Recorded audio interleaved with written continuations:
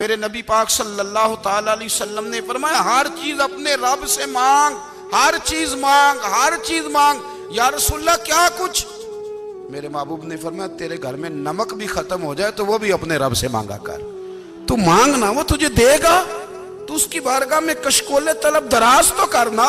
اور ترمذی شریف میں عجیب لفظ ہیں، رسول کائنات نے فرمایا، رب کریم فرماتے ہیں جب میرا بندہ ہاتھ اٹھاتا ہے نا تو مجھے حیا آتی ہے کہ میں خالی کیسے لوٹا دوں اس کے۔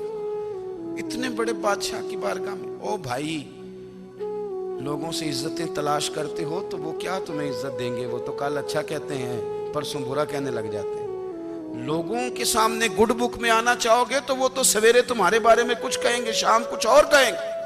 اپنی روحانی زندگی آباد کریں، اپنے مسلح کو وقت دیں، اور دنیا سے چھپ کر اس موبائل کو بند کر کے اور اپنے آپ سے بھی چھپ کے اور تنہا ہو کے چھپا کے سارا کچھ اپنے آنسو اپنے رب کی بارگاہ میں پیش کریں، اس کے حضور حاضری دیں۔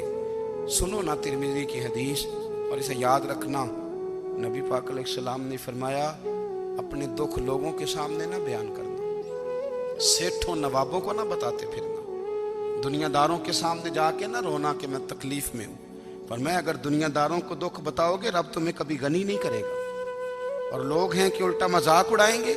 آپ کی جس سے بڑی پکی یاری ہے نا، پکی، وہ تب تک پکی ہے جب تک آپ نے 50,000 مانگا نہیں، اور جس وقت آپ نے کہہ دیا کہ میں مجبور ہوں میری مدد کر تو پھر ختم ہو گئی دوستی۔ لوگوں کی تعلقات آپ کے ساتھ تب تک ہیں جب تک آپ ان سے کوئی ضرورت وابستہ نہیں کرتے۔ کریم محبوب فرمانے لگے بندوں کے سامنے دکھ نہ بیان کرنا، اللہ تجھے کبھی غنی نہیں کرے گا۔ تو اپنے دکھ اپنے رب کو بتا، تو دعائیں مانگ، تو اس کی بارگاہ میں حاضر ہو، تو اس کے حضور عرض کر۔